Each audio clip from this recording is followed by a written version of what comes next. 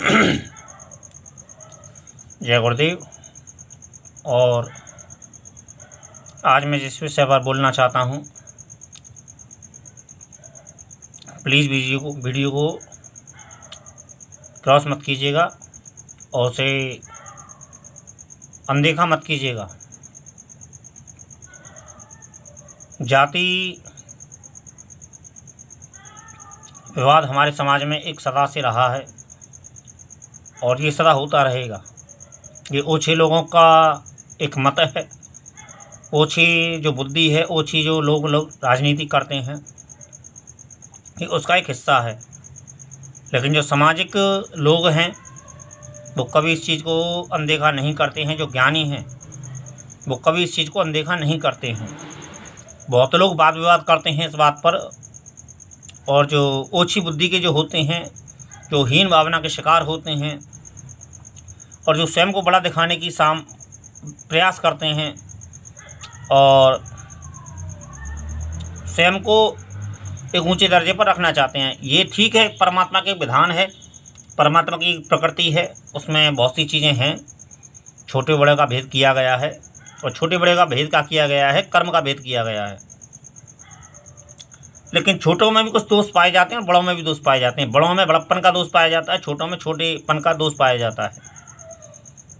जहाँ हमारी समाज की एकता की बात है, तो समाज की एकता रखने के लिए महान पुरुषों ने स्वयं आगे आए हैं और उन्होंने अपना भरसक प्रयास किया है।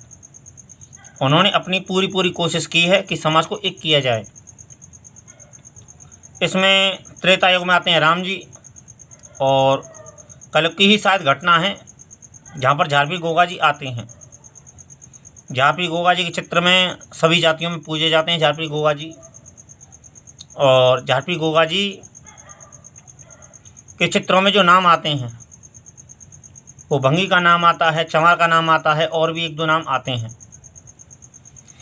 तो मैं भी गोस्वामी समाज से हूँ। वैसे तो मैं ऊंची जाति से आता हूँ, लेकिन मैं अपने स्वयं को ऊंचा मानता नहीं हूँ, क्योंकि अपना हम कितने ऊंचे हैं ये हमको स्वयं सिद्ध करना पड़ता। समाज में सिद्ध करना पड़ता इन चीज़ों को। हम स्वयं अपनी नज़र में ऊंचे हो जाएं तो इन बातों से कोई फ़र्क नहीं पड़ता है। हम घर में अपने ऊंचे रहें तो उससे कोई कुछ सिद्ध नहीं होता है। घर में तो हम सभी अपने सभी महाराज हैं और सभी चीफ मिनिस्टर कुछ भी हैं, हम अपने घर में हैं। लेकिन बाहर समाज में हमारी एक अलग वैल्यू है और हमारा अलग महत्व है। तो मेरे कहने का अर्थ ये है कि देखिए, मैं कई चीज़ों से संबंध रखता हूँ। वो केवल कारण एक ये है कि मैंने अभी समाज में अपना योगदान नहीं दिया है। मैं केवल यूट्यूब पर ही और फेसबुक पर ही अपना वीडियो अपलोड करता हूँ, उसी से अपनी जानकारी देता हूँ। ये बात एक मेरी भी कमी है, और कमी क्या, मेरा पास में जितना वक्त है फ़िलहाल में वर्तमान में, क्योंकि और भी चीज़ों को देखना पड़ता है और आप भी बहुत सी चीज़ों को देख पाते हैं। हम समाज एकत्र करने की बात करें तो हम बहुत सी चीज़ों को नज़रअंदाज कर देते हैं। ये हमारी ज़रूरतें भी हैं और हमारी कमियां भी हैं, ये दोनों ही चीज़ें हैं। हम इस बात को झुठला नहीं सकते हैं कि हमारे अंदर कमी भी है और हमारे अंदर दोष भी है और हमारी ज़रूरतें भी हैं। क्योंकि बहुत सी बातें आज चलती हैं संसार में, जैसे ही व्यक्ति के दिमाग में बात बैठ जाती है वो वैसी बातें करता है और वैसी बातें सोचता है। सबकी अपनी बौद्धिक स्तर होता है, सभी की अपनी अपनी मनोदशा होती है, सभी की अपनी अपनी परिस्थिति होती है। लेकिन आज बस वर्तमान में हम भारतवर्ष जिन परिस्थितियों से गुजर रहा है, अभी तो वो कठोर परिस्थितियां आई भी नहीं हैं, लेकिन कठोर परिस्थितियां आरंभ हो चुकी हैं। जो ग्रह चक्र है, कुंडली चक्र हैं, और जो परमात्मा का जो अपना इंसाफ है, परमात्मा का जो बैलेंस है, वो अपनी गति से चल रहा है। लेकिन हाँ, आने वाले समय में वो समय हम लोगों के सामने आ रहा है। लेकिन उससे पहले यदि हम सचेत हो जाएं, ज्ञानी जन जानते हैं, और बहुत सी चीज़ें घटित होनी हैं, लेकिन उससे पहले अपने एक दूसरे को जान पहचान लो, एक दूसरे से संपर्क कर लो और एक दूसरे की बात का समर्थन करो और जातिवाद को पीछे रखो। जातिवाद जो है एक ऐसा सनातन समाज का एक ऐसा ग्रहण है कि होते हुए भी और ना होते हुए भी समाज में इसने ऐसी दरार डाली है कि कुछ तो जो अज्ञानी हैं उन्होंने भेद पैदा किया है समाज में, और कुछ ज्ञानियों ने ही वैसे तो भेद पैदा किया है, वरना राम जी भगवान थे और झारपीढ़ी गोगा जी भी अवतार थे, ऐसा कहा जाता है। और अवतार होने के साथ साथ में उन्होंने समाज को एक किया भी है, और समाज की क्या उपयोगिता है और कौन सी जाति की क्या विशेषता है ये उन्होंने दर्शाया भी है। लेकिन हम लोग महत्व नहीं देते हैं, ये हमारी अज्ञानता है, हम ही इन भावना के शिकार हैं। हम सामने वाले को सम्मान देना ही नहीं चाहते हैं, जो उसका अधिकार है हम उसे देना ही नहीं चाहते हैं। ये हमारी कमी है, ये हमारी अज्ञानता है, ये हमारी मूर्खता है। यदि हमने उसको सम्मान नहीं दिया तो कोई उसको और सम्मान देगा, और वो किसी और का हो गया तो कल वो हमारे लिए घातक होगा।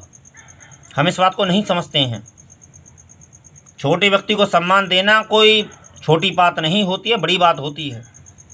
छोटे आदमी को सम्मान बड़ा आदमी ही दे सकता है, जो बड़प्पन का जो मन में बड़ा हो, जो ज्ञान से बड़ा हो, जो केवल तर्क वितर्क और शास्त्र वेद के हिसाब से बड़ा बनता हो, तो वो छोटा व्यक्ति माना जाएगा। शास्त्र वेद में बहुत सी बातें हैं, और शास्त्र वेदों में एक बात नहीं आती है, कई बातें आती हैं। शास्त्र वेदों को समझना इतना सहज नहीं है, और शास्त्र वेद का वास्तविक ज्ञान ये है कि वो समाज की दूरी को और जो भेद है उसकी दूरी को मिटाता है। भगवान के पास में सभी जाति के लोग जाते हैं, और सभी जाति के लोग जाने के साथ साथ में सभी उनको पूछते हैं। भगवान ने कभी किसी से इनकार नहीं किया कि तुम मेरी पूजा नहीं कर सकते हो। भगवान पर अधिकार सभी का है। लेकिन हमारी मूर्खता ये है कि हम छोटा बड़े का भेद करते हैं। संसार में चलता है, समाज में बहुत सी कमियां हैं जिन्हें हमको स्वयं को ही दूर करना पड़ेगा।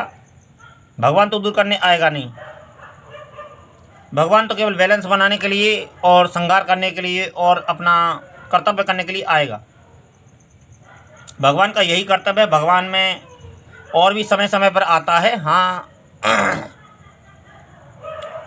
समय समय पर जो कर्तव्य उसके हैं वो अपना अपना कर्म करने आता है और कर्म करके चला जाता है। लेकिन कभी कभी आता है और कभी कभी आने के साथ साथ में वो चला भी जाता है। 100 वर्ष की आयु, 200 वर्ष की आयु, 300 वर्ष की आयु। लेकिन जो हमारा समाज है, जो सृष्टि है, वो तो अनंत वर्षों से चलती हुई आ रही है। हमारे अज्ञान को यदि कोई ढक सकता है तो वो सद्गुरु ढक सकता है।